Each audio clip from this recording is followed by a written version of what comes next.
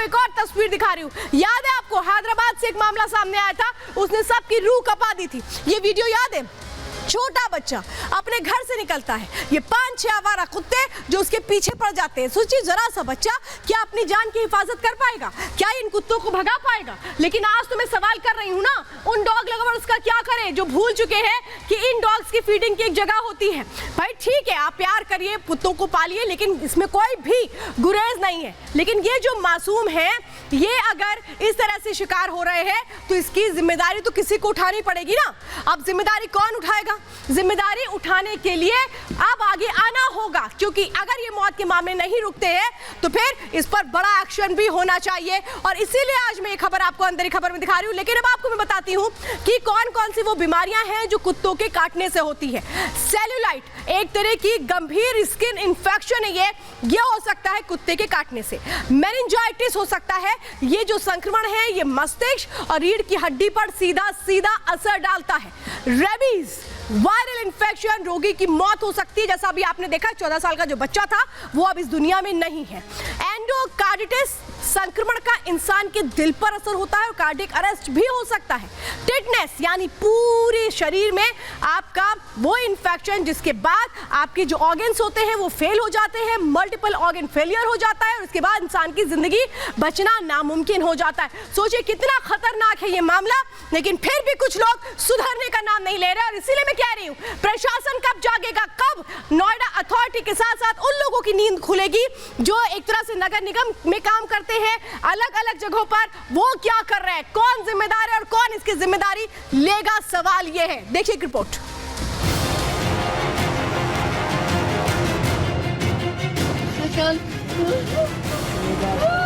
मासूम की जिंदगी के आखिरी क्षणों में निकल रही इन सिसकियों ने पूरे परिवार को तोड़ डाला।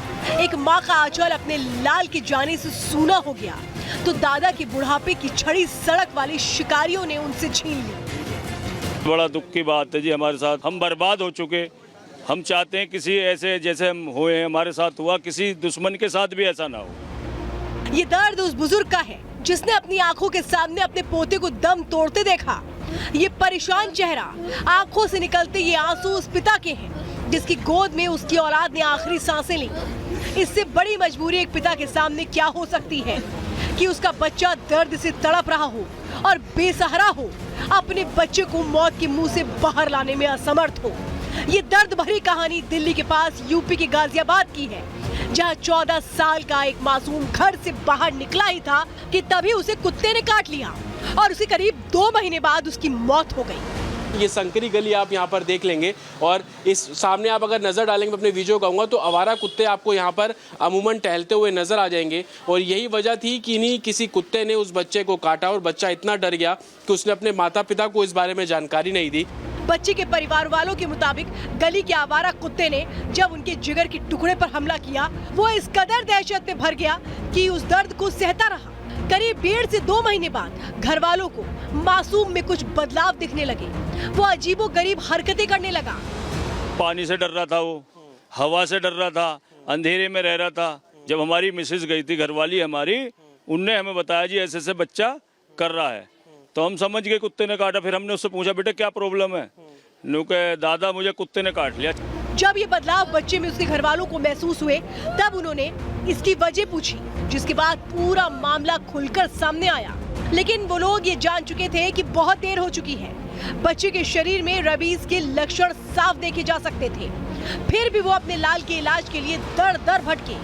आरोप है कि वो जिस भी अस्पताल में शावेज को लेकर गए, उन्हें ये कहकर वहां से भेज दिया गया कि ये बीमारी लाइलाज है। हम एमएमजी लेके गए जी, उन्होंने हमें भगा दिया।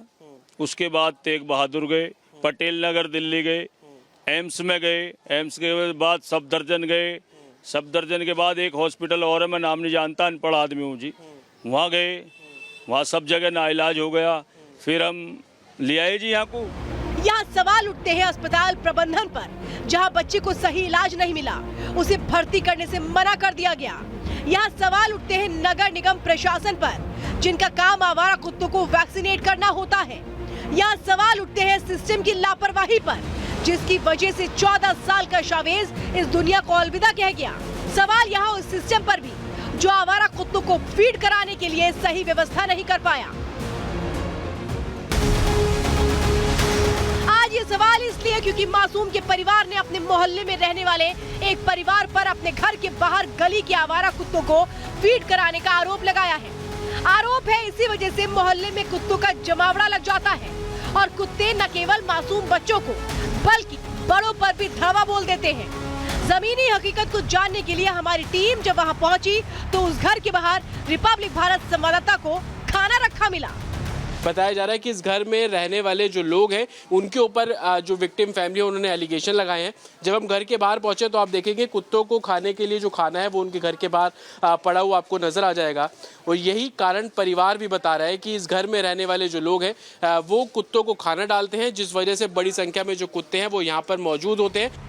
आस पड़ोस में रहने वाले और भी लोगों ने इसी बात को दोहराया और नगर निगम प्रशासन के आवारा कुत्तों के लिए जवाबदेही पर सवाल उठाए।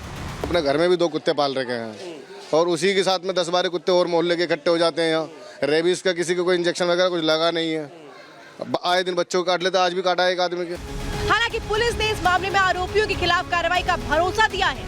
घर वालों ने परिजनों ने दिए हुए तहरीर के आधार पर थाना विजयनगर में सुसंगत धाराओं में एफआईआर पंजीकृत की गई है और तथ्यों के आधार पर आगे की विधिक कार्रवाई की जा रही है। यह सवाल सिर्फ शावेज का नहीं है, ये सवाल हर उस शख्स के लिए है जो आए दिन आवारा कुत्तों के हमलों का शिकार होते हैं। अब इस दूसरी तस्वीर को देखिए जो नोएडा की है। यहाँ घर से स्कूल जा रही 8 साल की बच्ची पर सांड ने हमला कर दिया तो देखिए वहाँ सड़क पर घूम रहे कुत्ते ने भौंक भौंक कर उस बच्चे की जान बचाई। ये तस्वीरें बताती हैं कि जानवरों में भी इमोशंस होते हैं।